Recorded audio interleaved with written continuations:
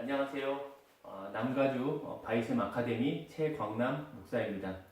바이셈 아카데미는 하나님의 말씀인 성경을 통해 그리스도인의 영성과 지성을 올곧게 하여 하나님 나라 백성으로 살게 하고자 힘쓰는 믿음과 말씀의 공동체입니다.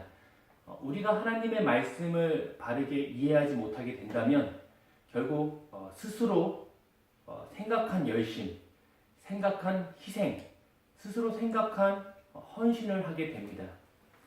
결국 이런 것들은 다툼과 또 보상받지 못함, 또 하나님의 나라에서 더 높은 자리에 앉고자 함으로 진행이 되게 되고, 또 제자들과 같이 싸우고 또 시기할 수밖에 없게 됩니다.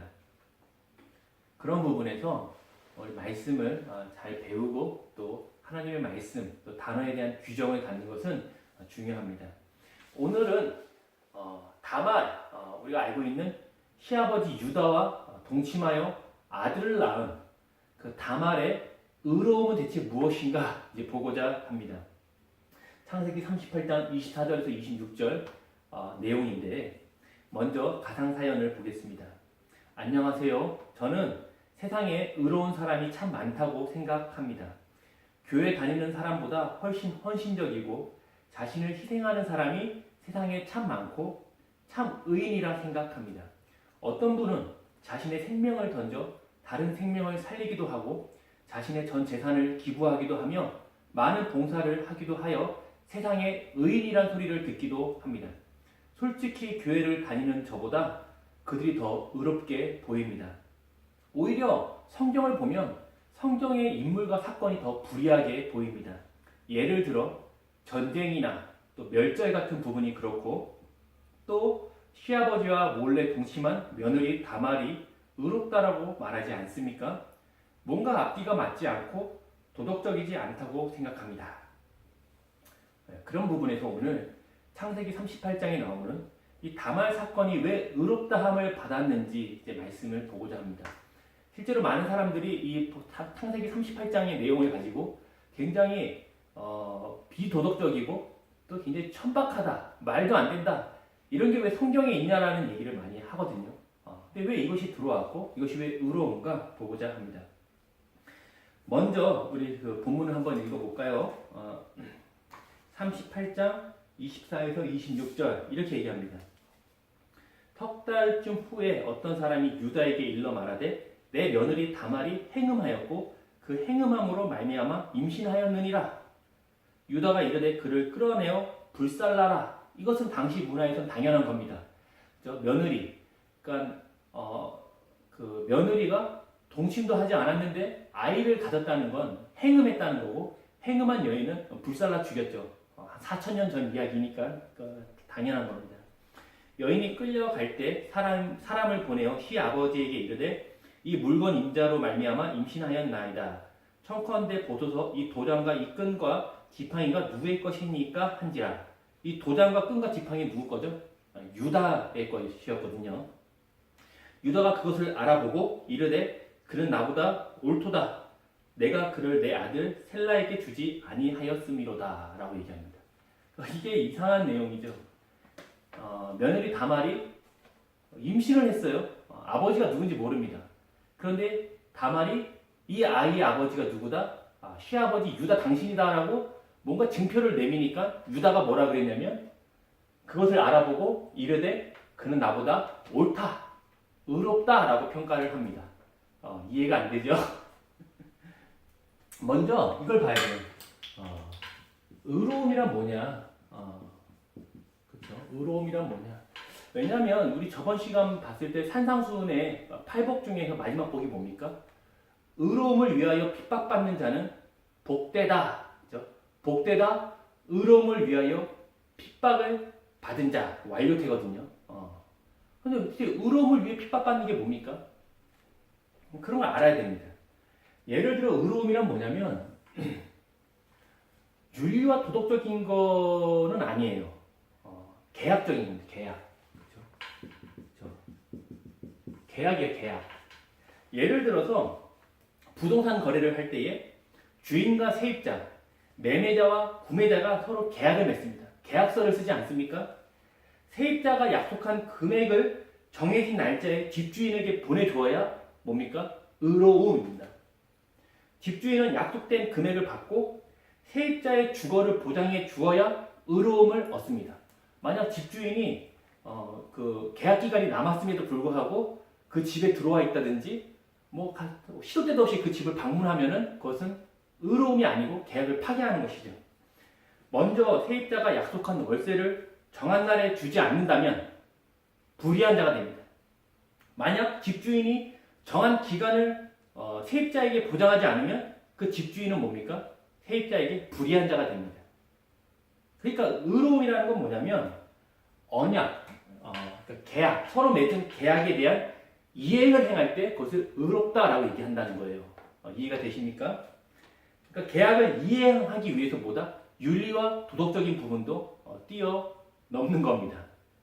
이 부분 기억하세요. 계약을 이행하기 위해 윤리와 도덕을 뛰어넘는 것이죠.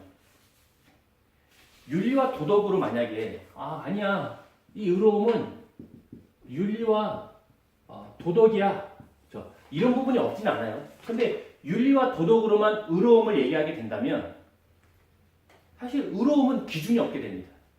예를 들어서 150년 전에 누군가 흑인 노예 해방 운동을 했다고 생각해 보십시오. 지금은 그게 굉장히 의로움이죠. 하지만 그 당시에는 뭡니까? 불의한 자가 되는 겁니다. 그런 얘기를 하면 안 돼요. 노예 해방 이런 얘기 하면 안 되는 겁니다. 예를 들어서 100년 전에 인종차별 금지를 외쳤다면 어떻게 됐습니까? 감옥에 가는 겁니다. 우리가 볼 때는 그것은 의로운 거예요. 지금은 막 인종차별 발언하면 난리 나죠. 근데 100년 전에는 그런 얘기를 하는 것 자체가 불의였다는 거죠. 결국 뭡니까? 의로움이라는 건 뭐다? 윤리와 도덕의 문제가 아니라 계약의 문제라는 것이죠. 서로가 계약을 맺고 언약을 맺고 그것을 실행하면 의롭고 실행하지 못하면 불의라고 얘기하는 겁니다. 그렇다면 왜 다말이 유다로부터 너가 나보다 옳다, 의롭다라는 평가를 듣게 되었을까? 이걸 봐야 됩니다. 자, 참 희한한 게 창세기 38장은 어디에 나오냐? 그쵸.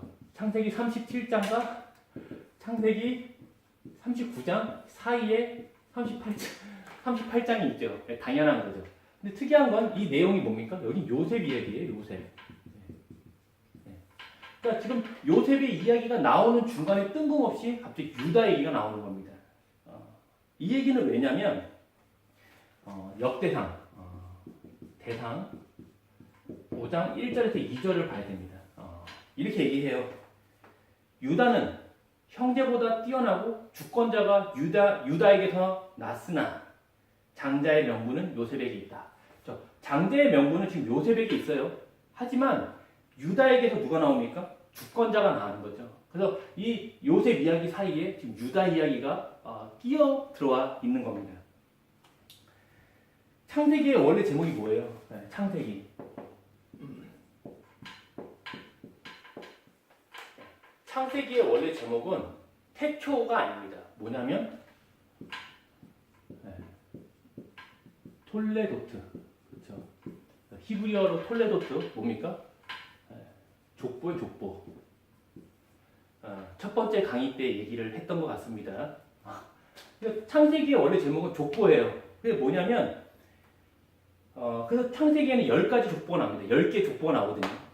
읽어보시면 족보가 많이 나오는 거예요, 창세기에. 그래서 우리가 그냥 넘어가지 않습니까?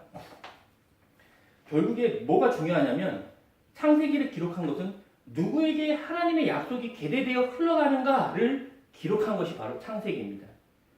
그 약속을 계대받는 일을 구분하는 것은 누구의 의무다? 바로 족장의 의무였다는 거죠.